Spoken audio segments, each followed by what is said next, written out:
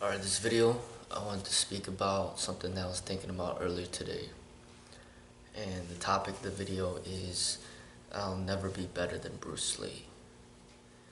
And I was thinking about that, and I made videos in the past, maybe some disrespectful videos, maybe some videos where, it make it seem as if I'm being arrogant and comparing myself to Bruce Lee and saying certain things, but this is a video as of today, as of right now, and how I view things, not of the past.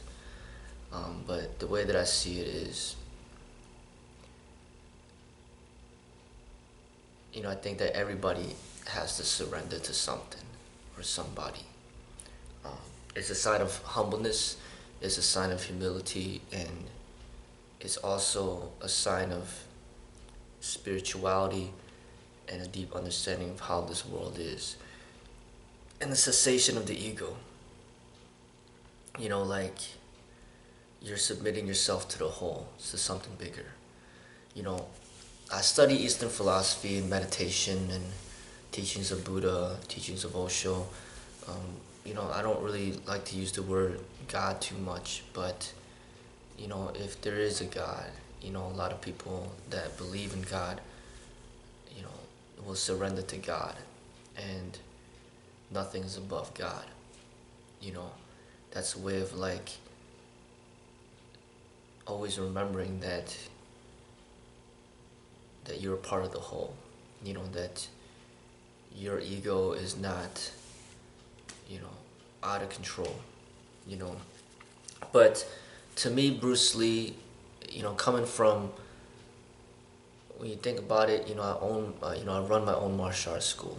You know, I have students that see me as a Sifu, but then as for myself, who is my Sifu? You know, um, I don't really have a living one, but really, in a way, it is Bruce Lee and it is Osho.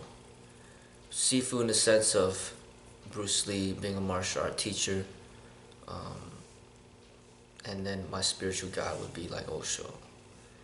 And I don't ever see myself ever surpassing Osho or even Bruce Lee, because when you have somebody to look up to, especially if they're not even living, it gives you something to strive for, to better within yourself.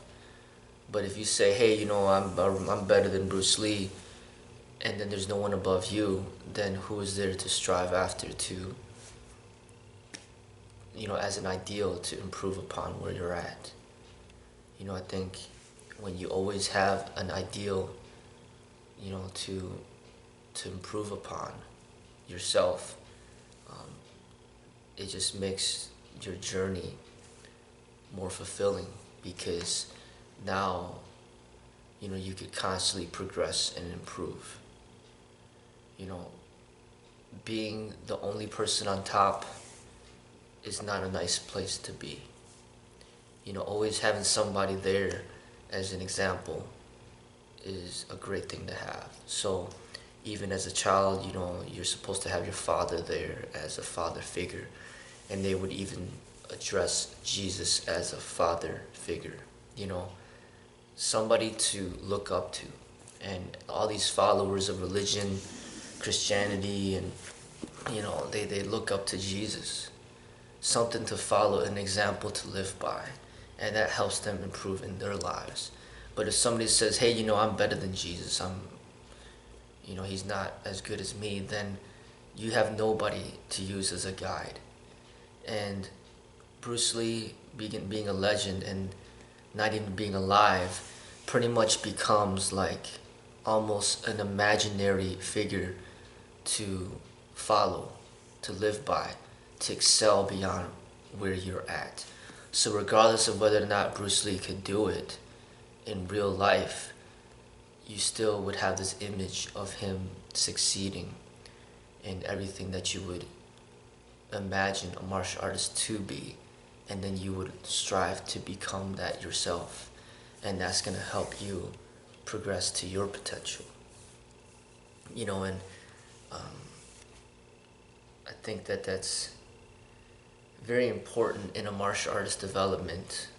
You know, when you see a martial artist that surrenders to somebody, you know, you can't have a martial artist who surrenders to nobody and then thinks that he's the king of the world or God or something like that. You know, because a martial artist, you know, he either surrendered to God or he surrendered to the whole.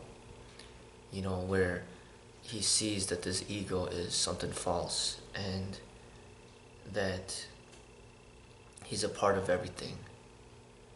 You know, and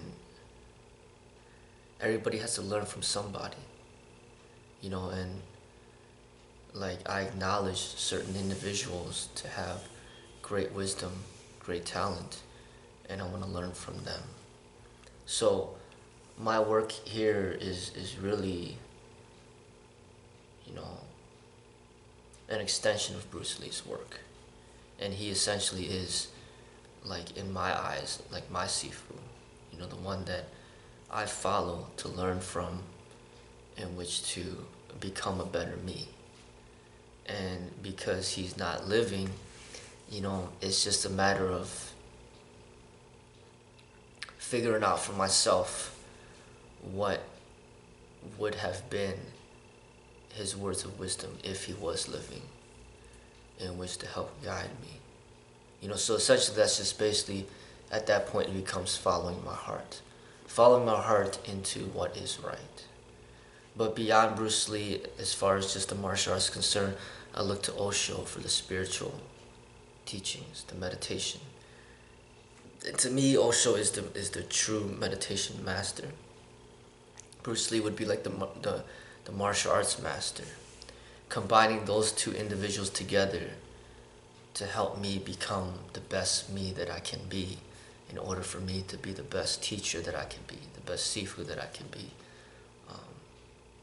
I acknowledge, you know, their greatness, and I surrender to their, you know, their greatness. You know, I recognize, you know, their talents and their abilities and their knowledge and their wisdom. And through their help, it helps me become a better me, a better teacher. You know, so then when I teach, you know, I can provide better guidance for those who look to me, you know, for assistance. You know, and that's how I see it. You know, so when people join a martial arts school, they should look to their Sifu or their master with that sort of respect. You know, and if they don't, then there's an issue. Then who is your master? You know, who is your Sifu? Who is your, you know, guide? And if they say, well, nobody, you know, it's just me, then that's an egoistic statement. You know, it's not grounded in meditation. It's not grounded in spirituality. There's an aspect missing within their development that's not seeing the importance of the aspect of surrender within the martial arts, and even within religion and spirituality. We're all going to have to surrender to somebody. You know, no matter if it's God or the Tao, the way of nature.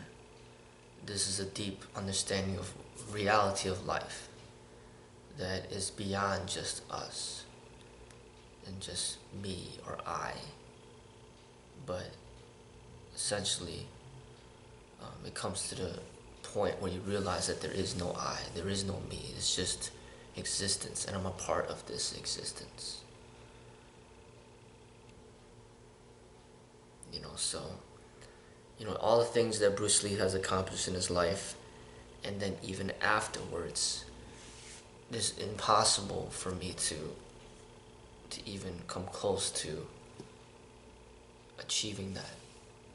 You know, he's laid down such a So he put so much hard work into laying such a strong foundation that there's no need to rebuild a foundation that's already there, that's already strong. All you can do is just build upon that foundation. So from the time that he lived up to this point, he's built so much. You know, so many movies, so many books, so much of a positive reputation, so many memorabilia, posters and pictures and t-shirts, and people have this imagery of Bruce Lee and this respect that cannot be, ever, that can never be something that I can ever accomplish. That's something where he has laid the foundation for the martial arts, for the Chinese people, for true martial artists. He's laid the foundation. It's absolutely senseless for me to dismantle that or redo what he's already done. He's already done all the hard work to lay that foundation, and somebody like myself, I'm just there to build upon what he's already built, to bring attention towards Bruce Lee, to rekindle that positive energy, and to get people remind people not to forget about him and what he's accomplished and what he represented and who he was, but to remind people that he existed and of what he was teaching at that time. So my work is just basically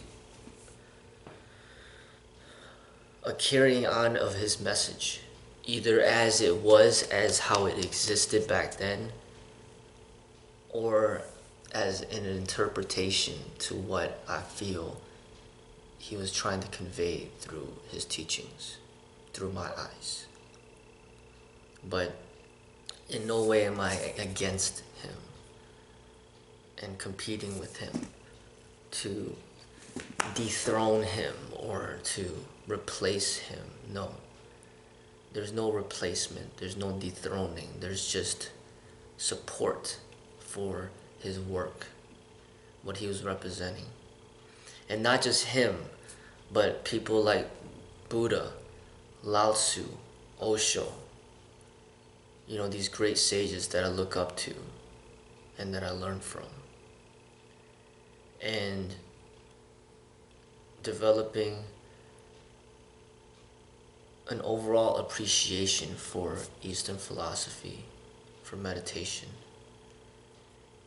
and an appreciation for the Chinese culture and respect for the Chinese people. So in no way am I working against them. Essentially, my work is side by side with Bruce Lee and his work and what he was representing. It's just my own different expression, my own unique expression with a remembrance of his teachings. This is not an opposition. This is a cooperation that I see with what I'm trying to do or what I'm doing right now and what Bruce Lee was doing back then. Because I really do have a deep respect for his teachings. And in addition, it really leads to Osho and Osho's teachings that inspire the truths that I have within to express to the world. So this is my video to clearly indicate, as of today and at this moment, that I do surrender to these individuals, these teachers, that these sages that I've learned so much from, that have inspired me. And I do not want to work in opposition with any of them, but I want to cooperate with their work and be an extension of their work. You know, to continue to build upon the foundation that they've established. You know, and that's what I want to share today.